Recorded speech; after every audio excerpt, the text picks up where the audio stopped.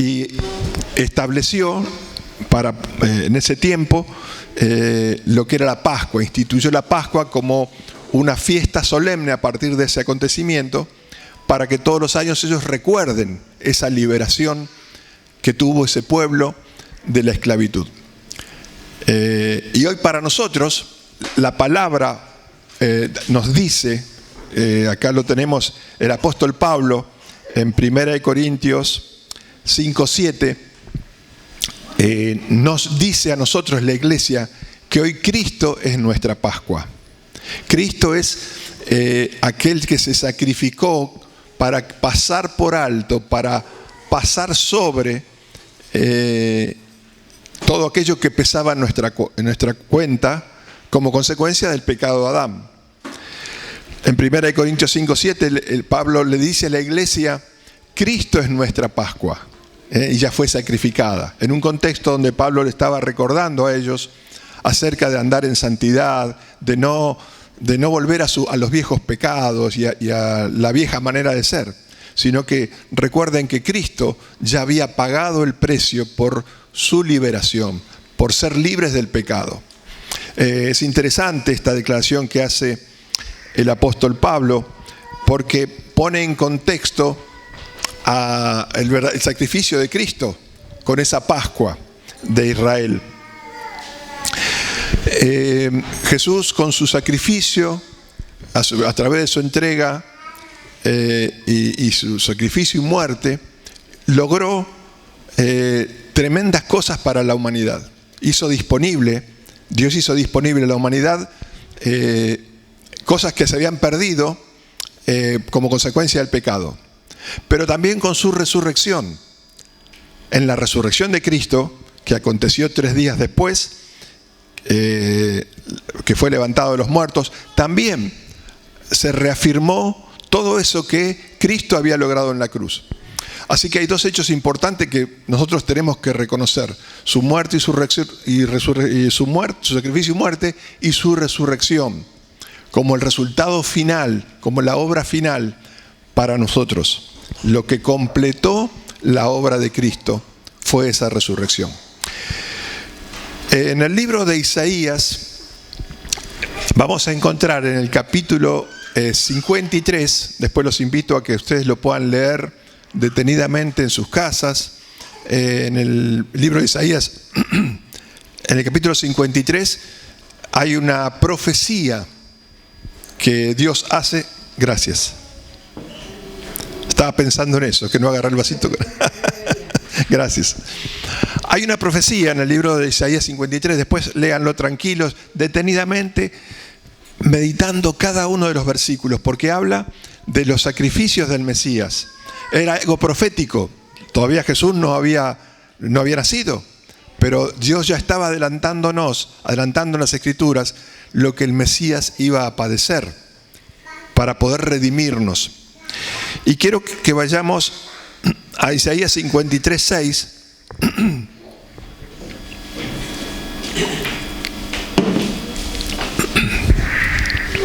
donde nos pone en contexto de la situación en que nos encontrábamos, o que nos encontramos antes de renacer del Espíritu de Dios, en la situación en que el mundo se encuentra como consecuencia del pecado de Adán.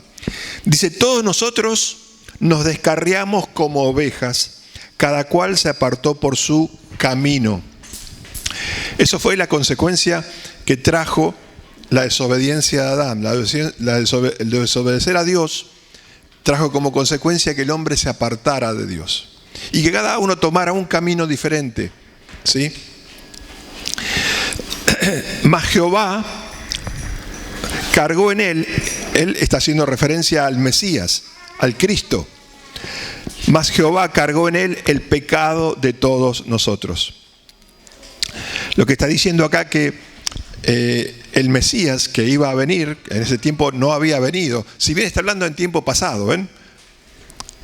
Porque Dios ya tenía en su presciencia, en su predeterminación, ya tenía todo planificado. Él había predeterminado que el Mesías iba a venir y que ese Mesías se iba a hacer cargo del pecado del mundo. Y que a través de ese Cristo, de ese Salvador, todos íbamos a ser beneficiados. Por eso se cargó en Él el pecado de todos nosotros. Aquí la palabra pecado es una palabra que en griego es abom, que significa rebelión. Hubo una rebelión del ser humano al desobedecer a Dios. Es una rebelión contra Dios, contra la voluntad de Dios. Y esa rebelión es como haberle dado la espalda a Dios. Cuando el hombre peca, desobedece, es como darle la espalda a Dios, es como mirar para otro lado y no estar poniendo nuestra mirada en Dios y su palabra. Jesús no solo se tuvo que identificar con el pecado que era el pecado que nos correspondía a nosotros, sino que también se hizo cargo de todas las consecuencias malignas de ese pecado.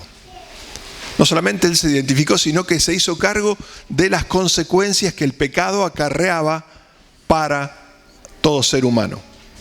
Él se hizo cargo de todo eso.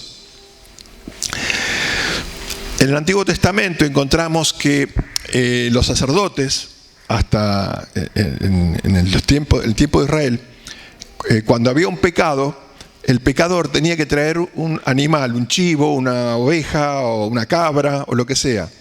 Y a modo de expiación de ese pecado que había cometido, declaraba su pecado ante el sacerdote, y el sacerdote figurativamente transfería ese pecado a ese animal, y luego ese animal era sacrificado.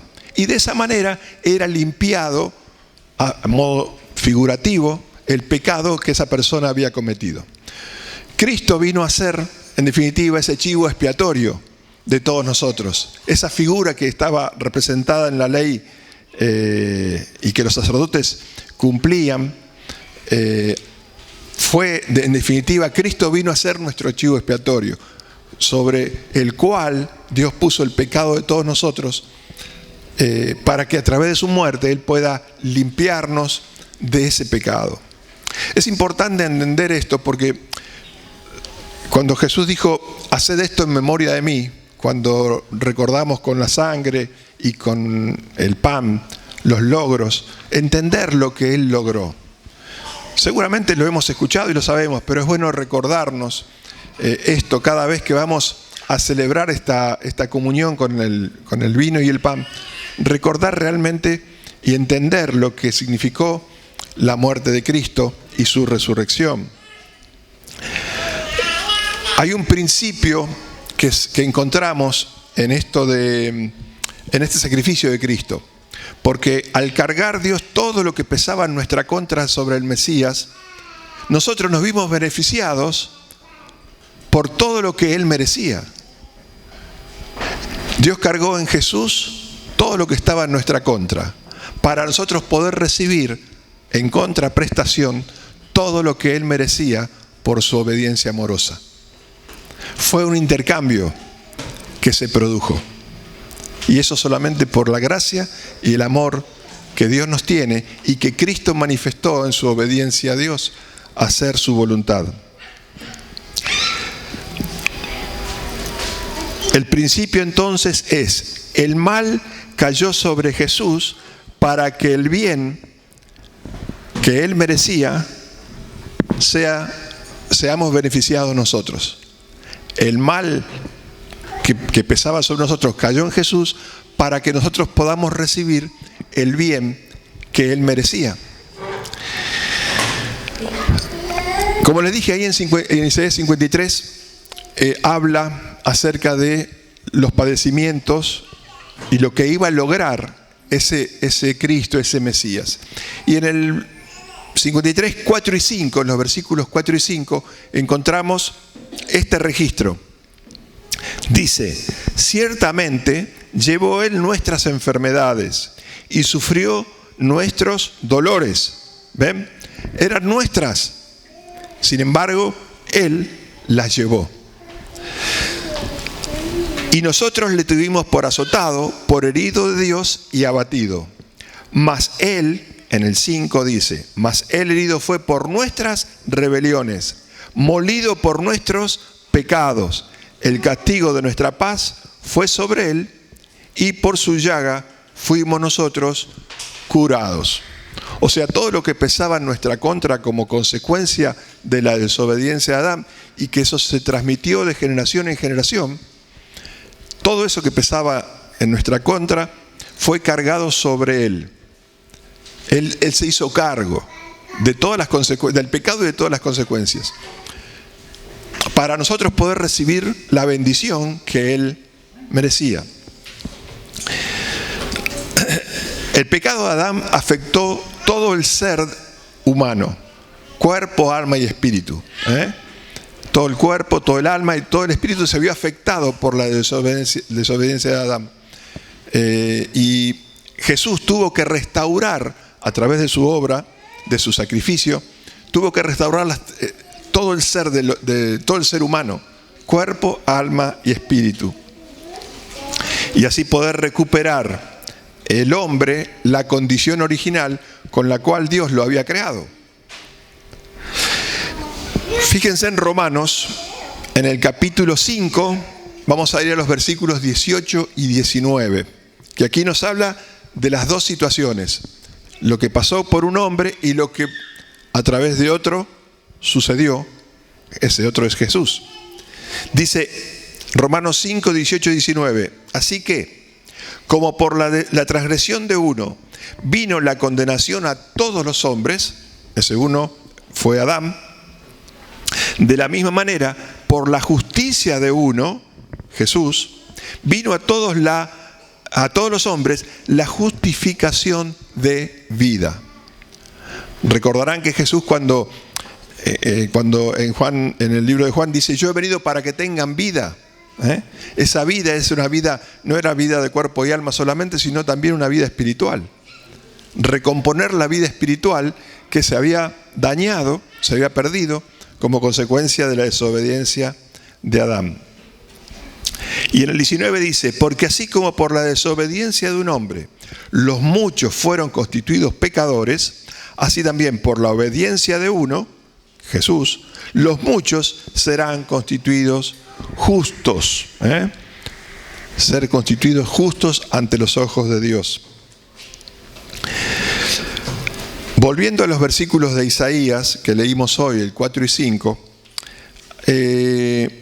estos versículos nos muestran una realidad, una verdad sobre lo que logró Jesús. Hay un estudio que trata con cada una de las palabras, el significado de cada una de las palabras de estos versículos, pero vamos a resumir en definitiva lo que encierra estos dos versículos y nos permite entender realmente la grandeza y la magnitud de la obra de Cristo. En el plano de la vida de alma, hacia esa vida que fue dada por Dios, cuando dice sopló Dios aliento de vida y fue el hombre un ser viviente, nos dio vida. Esa vida, la palabra de Dios dice que la vida de alma está en la sangre. En el libro de Levítico habla de que la vida de la persona está en la sangre. Para restaurarnos, para recuperarnos en esa área, Jesús recibió las heridas y fue molido debido a nuestras transgresiones e iniquidades. Jesús fue, dice la palabra, herido y fue molido. Ese molido tiene que ver con molido internamente, contusiones internas, hematomas, todos los golpes que él recibió produjeron internamente heridas en su cuerpo. Dice entonces que esas heridas, esas lesiones internas fueron para sanarnos en el alma. Aquellas cuestiones internas que todos, por consecuencia del pecado, estamos expuestos a sufrir. Nuestras transgresiones e iniquidades. Así nosotros, de esa manera, poder ser perdonados y tener paz para con Dios.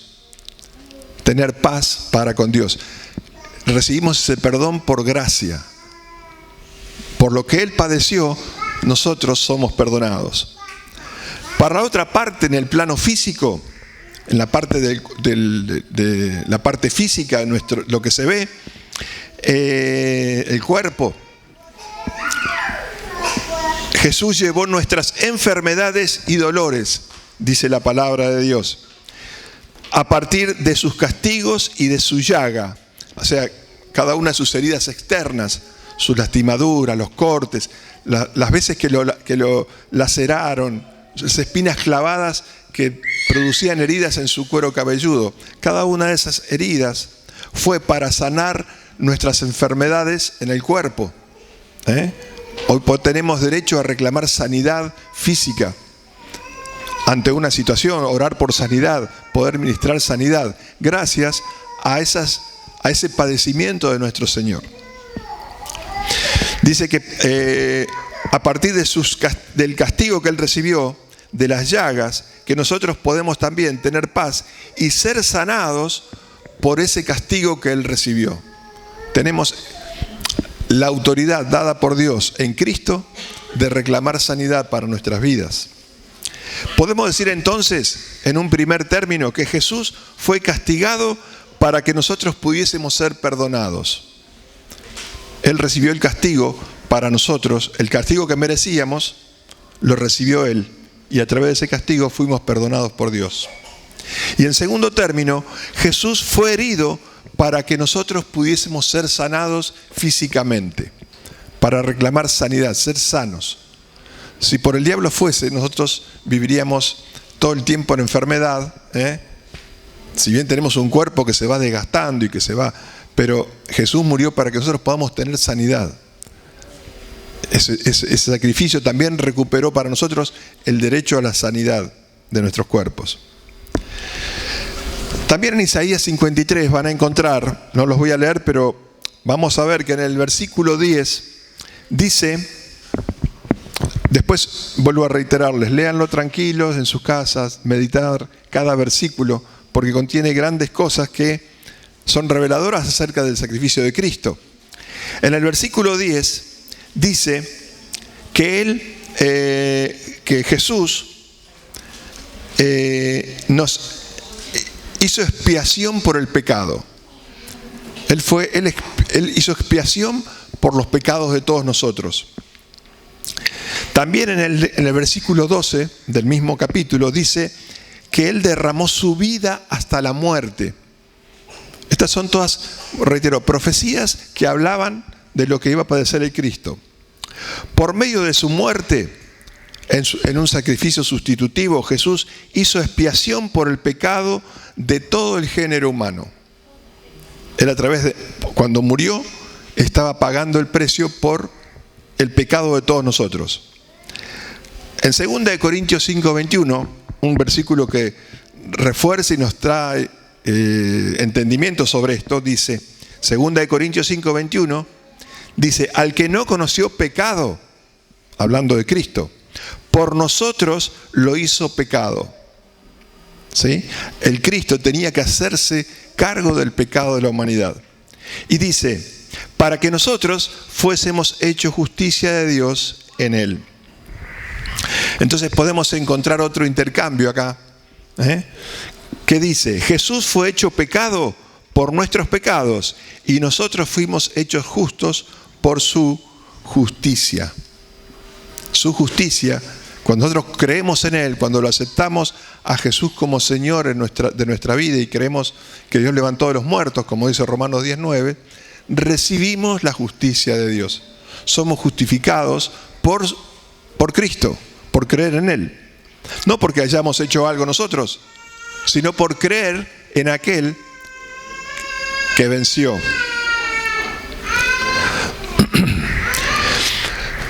Cuando Jesús quedó identificado con nuestro pecado, era inevitable que Él tenía que morir. Él, para poder redimirnos completamente, tenía que morir.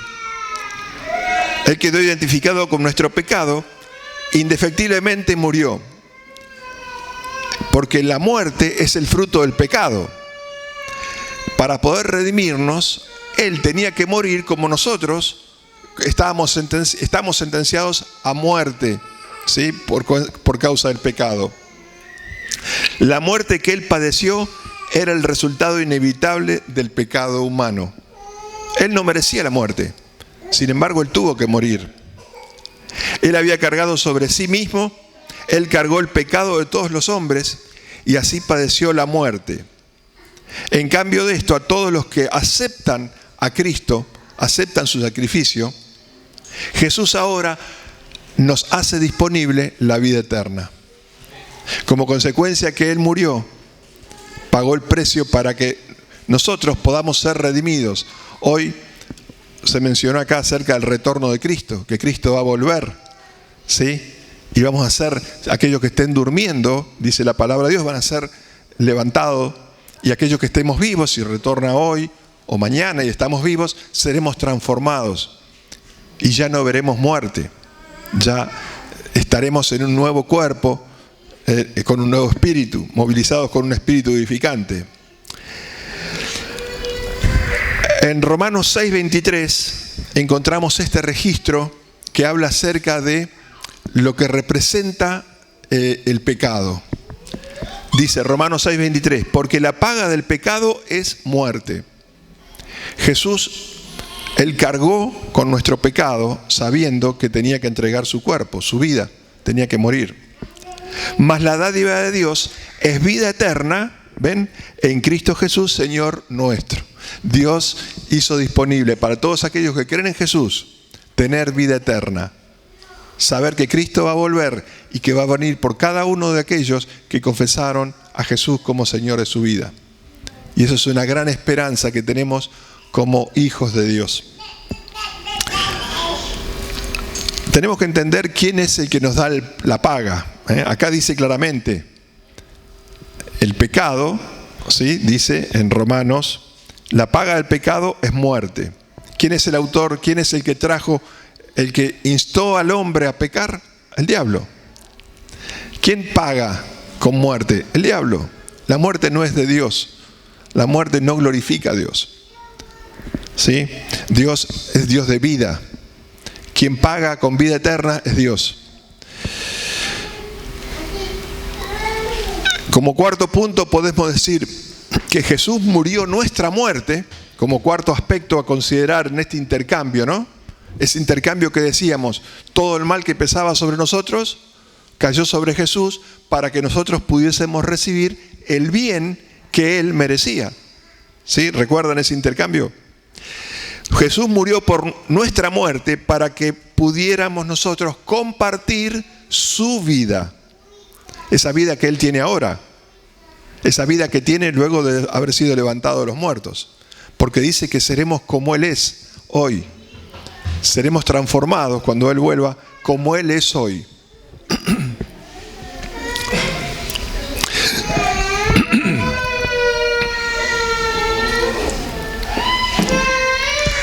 El intercambio en el madero, este intercambio que estamos hablando, de que recibimos las bendiciones de Jesús, porque Él tomó las maldiciones que pesaban en nuestra contra.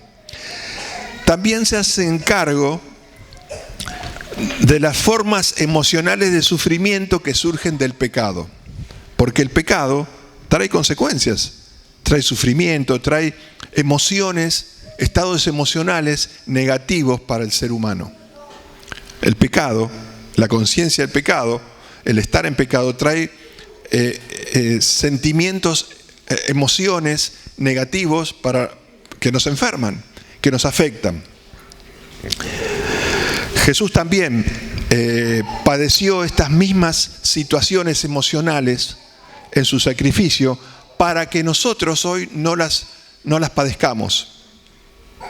Por eso es importante entender lo que Jesús logró y creerlo, porque el tema es creer, apropiarnos de esas bendiciones por creer. Yo si no creo o no tengo presente lo que Jesús logró, en algún momento voy a ser robado por mi emocionalidad, por la carnalidad, por lo que nos rodea, por el diablo mismo que quiere sacarnos de ese estado de beneficio en el cual Jesús nos puso. Una de las cosas que trae, o dos de los aspectos que vamos a estar viendo, son por un lado la vergüenza. El pecado trae vergüenza. Una de las cosas que hizo Adán y Eva cuando se dieron cuenta que habían pecado, se escondieron de Dios. Tuvieron vergüenza. El pecado genera un estado de vergüenza delante de Dios y a veces delante de las personas. Y otro aspecto es el rechazo, un estado emocional de rechazo. Uno siente un rechazo, se siente rechazado, no se siente querido, no se siente aceptado. Son emociones que son consecuencia del pecado de Adán. La vergüenza puede ocasionar distintas actitudes de nosotros. Alejarnos de personas, sentirse vergüenza por actos, por cosas del pasado que vienen a nuestra mente y nos tienen cautivos en pensamientos de vergüenza, de alejarme o de no relacionarme, ya les digo, con Dios o con ciertas personas. La ejecución en el madero, vamos a verlo a Jesús, cómo Él pasó por esta situación. Era la muerte más vergonzosa por la cual podía atravesar una persona. Era la muerte en la cual se los sometía a los criminales más despreciados de la sociedad de aquel tiempo. Era una muerte humillante. Era una muerte donde a la persona se la desnudaba y se la colgaba en un madero y todo el mundo pasaba por delante de él y se burlaban y se reían de la situación en que se encontraba esa persona. Él pasó por esa situación. De hecho, la Biblia lo describe así, que se burlaban del Señor y fue hasta sus ropas, dice que sortearon entre los que estaban allí. Es un grado de vergüenza que Jesús soportó cuando colgó en el madero. El propósito de Dios es atraer a quienes creen en Él para que, en lugar de la vergüenza que Jesús soportó, compartamos su gloria eterna. La vergüenza que Jesús soportó en el madero ha abierto un camino para que todos los que confían en Él sean liberados de la propia vergüenza, que podamos estar experimentando por cosas pasadas o por situaciones en nuestra vida. No solo eso, sino que Él compartió con nosotros la gloria que le pertenecía a Él. Él comparte con nosotros su gloria.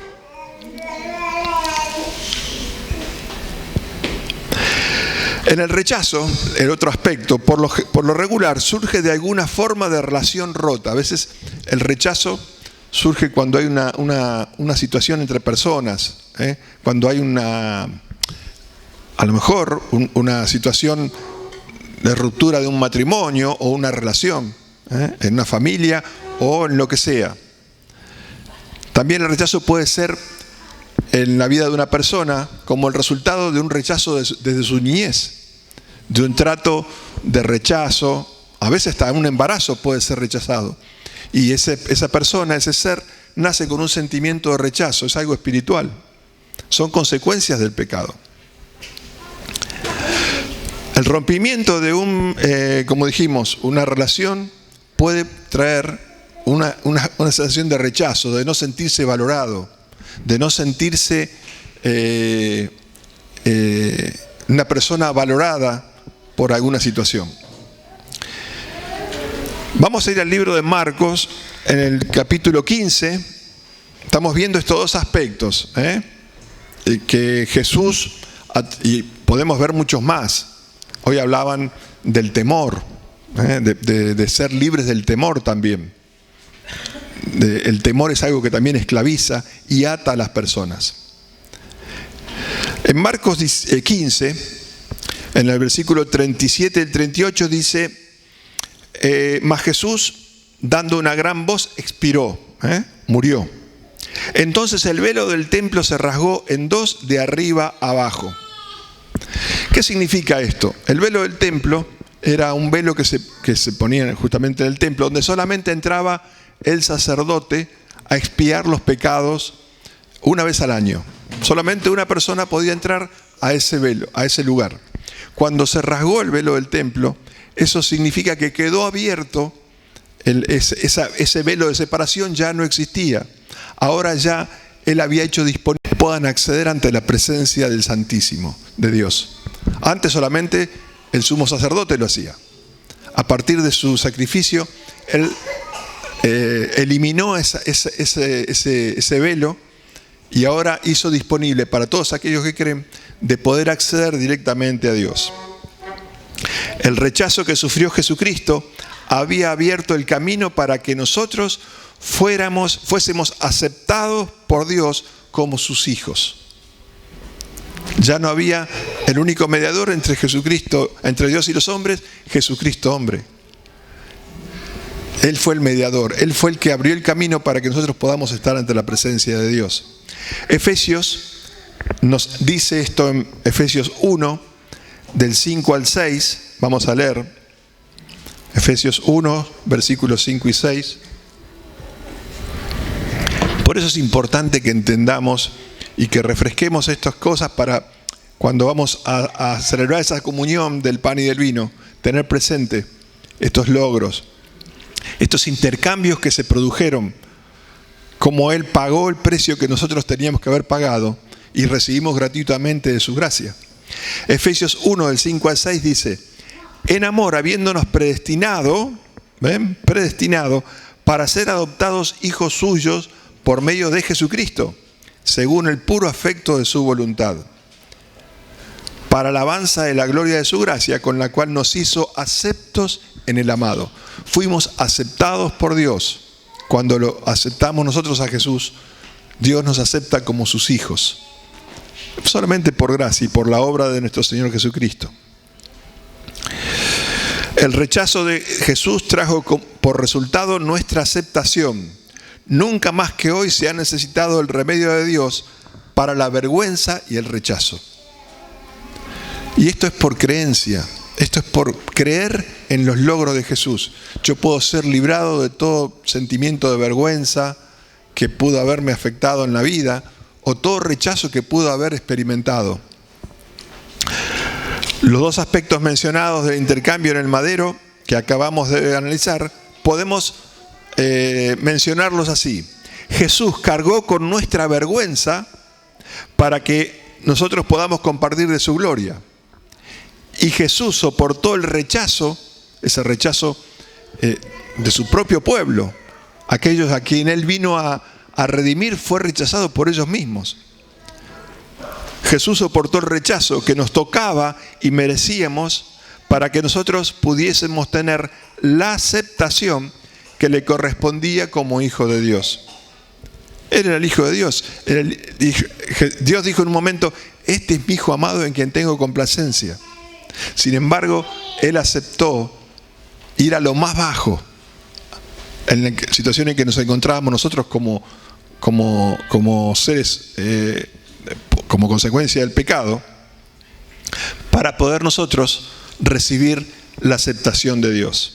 Y hoy Dios pueda decir de nosotros: estos son mis hijos amados en quienes tengo complacencia. Ese privilegio que tuvo Jesús, que escucharon esa voz, hoy también está disponible para cada uno de nosotros. No hay necesidad surgida de la rebelión del hombre que no quede cubierta por el mismo principio. Cualquier situación que pueda venir a nuestra vida fue cubierta por Jesús. Aquello que pesaba sobre nosotros, Jesús lo tomó para poder recibir su bendición. Esta realidad nos libera de la maldición en la que caímos cuando Adán pecó.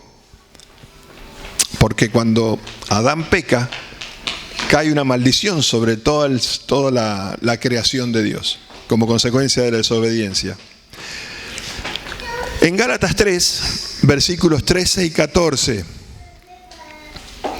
Gálatas 3 nos habla de esta maldición. Dice Cristo, Gálatas 3, 13 y 14, Cristo nos redimió de la maldición de la ley, hecho por nosotros maldición, porque escrito está: maldito todo el que es colgado en un madero. Para que en Cristo Jesús la bendición de Abraham alcanzase a los gentiles, a fin de que por la fe recibiésemos la promesa. Cristo fue...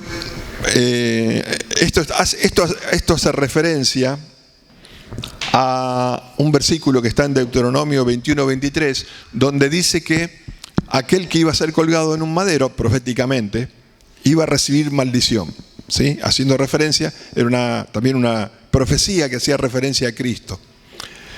Él iba a cargar con toda la maldición que pesaba sobre toda la humanidad.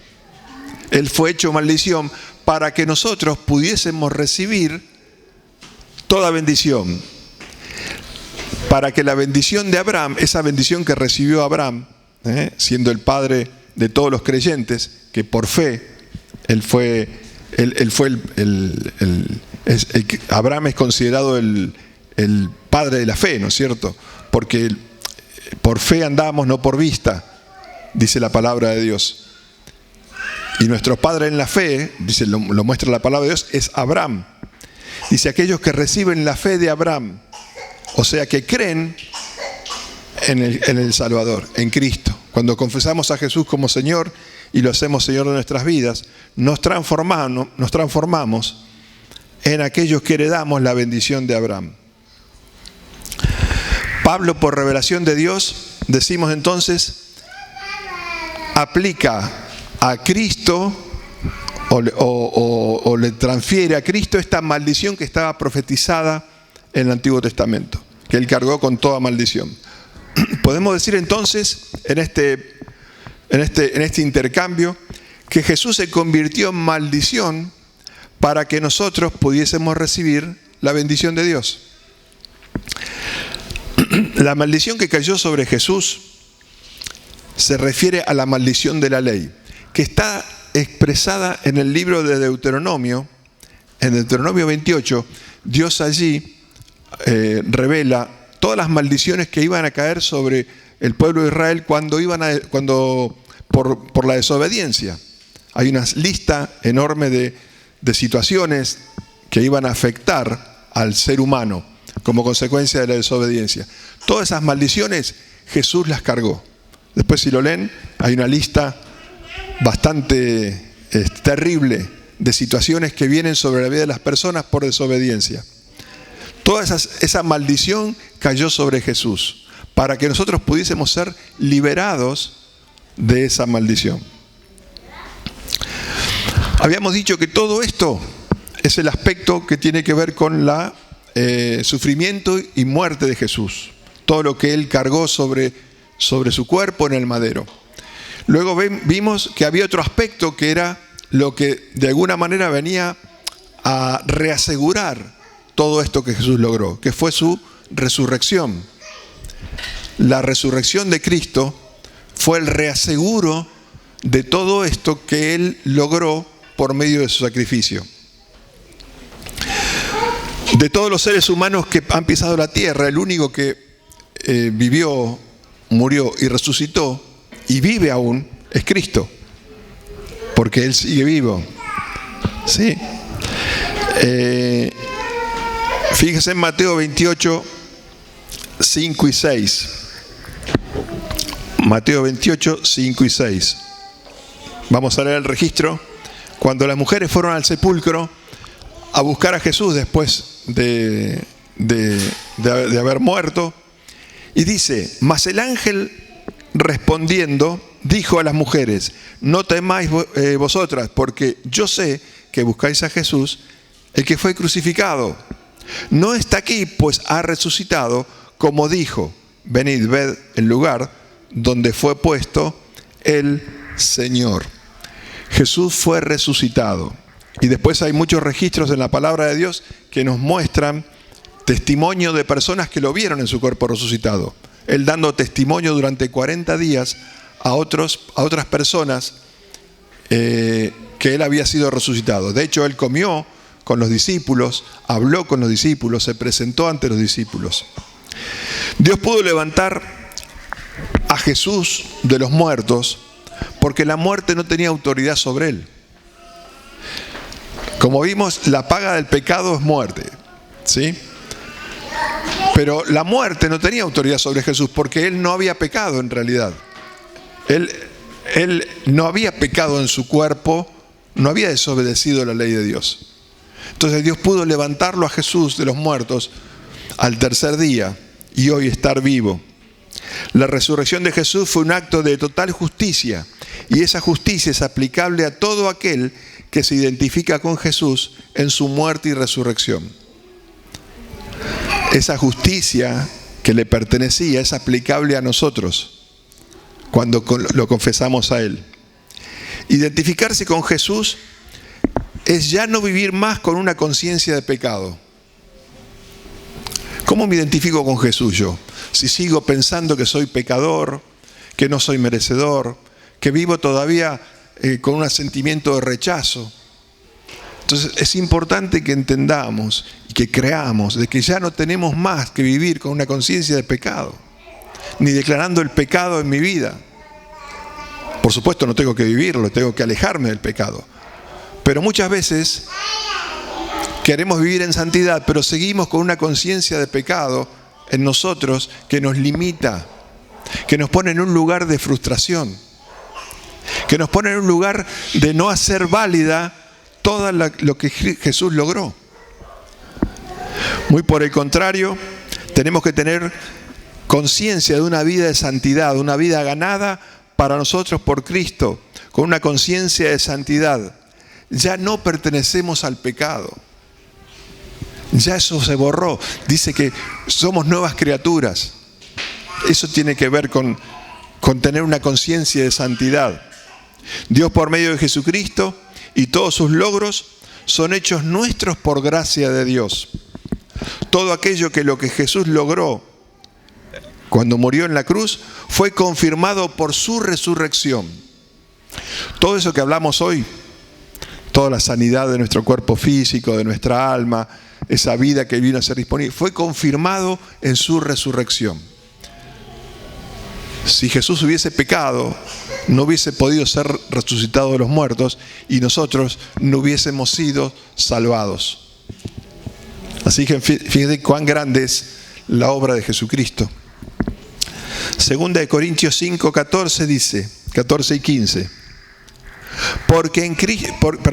Porque el amor de Cristo nos constriñe pensando esto, que si uno murió por todos, luego todos murieron, identificándonos con Él, ¿no?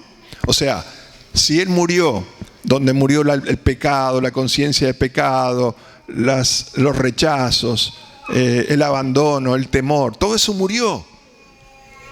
Si nos identificamos con Él, también tiene que morir en nosotros. Y por todos murió, para que los que viven ya no vivan para sí, sino para aquel que murió y resucitó por ellos. Esa es la grandeza de la resurrección de Cristo, de lo que Él logró para nosotros. También en Romanos 4, versículo 25, y en el 5.1, que está a continuación, dice, Romanos 4, 25, el cual se entregó por nuestras transgresiones, ¿sí? Por todas, no por algunas, por todas, y resucitado para nuestra justificación. ¿Ven? Aquí fuimos justificados, se completó todo ese sacrificio de Cristo en la cruz cuando fue resucitado. Justificados pues por la fe, por creer en Él, entonces ¿qué? Tenemos paz para con Dios por medio de nuestro Señor Jesucristo. Esa paz involucra todo esto que venimos hablando. Esa paz involucra toda esta relación, esta nueva relación que yo puedo experimentar con mi Dios y con nuestro Señor Jesucristo. Cuando Adán pecó, se perdió esa protección espiritual que tenía él, que Dios le había dado a Adán para que señoree. Cuando confesamos a Cristo, recuperamos esa protección espiritual, ese Espíritu Santo, esa capacidad de poder tener comunión con Dios. La palabra llama a esta nueva relación renacer del Espíritu de Dios. Renacemos del Espíritu de Dios. Lo llama también la palabra de Dios una semilla incorruptible. Dice que tenemos esa semilla incorruptible. Ese Espíritu Santo es tener una semilla que no se corrompe. La semilla o la simiente que recibimos de nuestros padres es una simiente que se corrompe, que está afectada por el pecado, pero cuando renacemos tenemos una simiente incorruptible. Primera de Juan 2:25 dice, y esta es la promesa que Él nos hizo, la vida eterna. De eso estamos hablando, esa semilla incorruptible tiene que ver con esa vida eterna. Y en Primera de Juan 5:11 y 12, ya vamos finalizando los últimos registros que vamos a ver hoy. Primera de Juan 5:11 y 12 dice, y este es el testimonio que Dios nos ha dado, vida eterna, y esta vida está en su Hijo. Esa vida eterna pudo concretarse, pudo lograrse por medio de la resurrección de Cristo. ¿Sí? El que tiene al Hijo, dice, tiene la vida. El que no tiene al Hijo de Dios, no tiene la vida. Estas cosas os he escrito a vosotros que creéis en el nombre del Hijo de Dios, para que sepáis que tenéis vida eterna, y para que creáis en el nombre del Hijo de Dios. En el nombre de Cristo está todo lo que el ser humano necesita para estar completo. En Cristo Jesús está todo lo que nosotros necesitamos para poder completarnos nuevamente a ese diseño que Dios en el principio ideó. Es en Cristo donde nosotros somos completos. Dice la palabra que estamos completos en Él. Completos, absolutamente completos en Él. Él logró todo lo que necesitamos para poder ser redimidos y poder nuevamente pararnos delante de Dios en toda justicia, sintiéndonos justos, estando en paz con Dios. Por eso es tan importante entender lo que Jesucristo logró y lo que significa su cuerpo partido, su sangre derramada. Lo que eso logró para mi vida no es simplemente un acto religioso. Hay un acontecimiento espiritual muy poderoso que tenemos que entender y comprender y creer y vivir. Por todo eso y por mucho más que la palabra habla, Jesucristo, como decía el apóstol Pablo, es nuestra Pascua. Él es nuestro pasar por alto todo aquello que estaba en nuestra contra. Y nos pone nuevamente delante de Dios, delante de su amor, delante de su perdón, de su misericordia, para poder recibir toda su bendición. Padre, yo quiero darte gracias en esta mañana, privilegio que tenemos de conocer tu palabra y de poder transformar nuestra manera de ser y vivir a la manera de ser de Cristo. Y que tu Espíritu nos esté guiando para que esa transformación cada vez sea más efectiva y más agradable a tus ojos. Que no nos conformemos solamente con conocer acerca de Jesús, sino que Jesús sea en nosotros, sea una realidad en nosotros. Y que sus logros sean una realidad en nosotros. Que no vivamos más en condenación, con una conciencia de pecado, sino que podamos vivir con una conciencia de santidad. ¿Qué es lo que te agrada a ti, Padre? Porque si vivimos en una conciencia de pecado continuo, estamos dándole lugar al diablo para que gane ventaja en nuestra vida y nos robe la gran bendición de ser tus hijos y de disfrutar de cada cosa que logró nuestro Señor.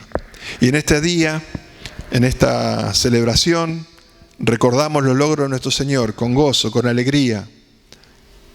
Recordamos cada uno de sus logros y los agradecemos de corazón. En el nombre de Jesucristo, amén.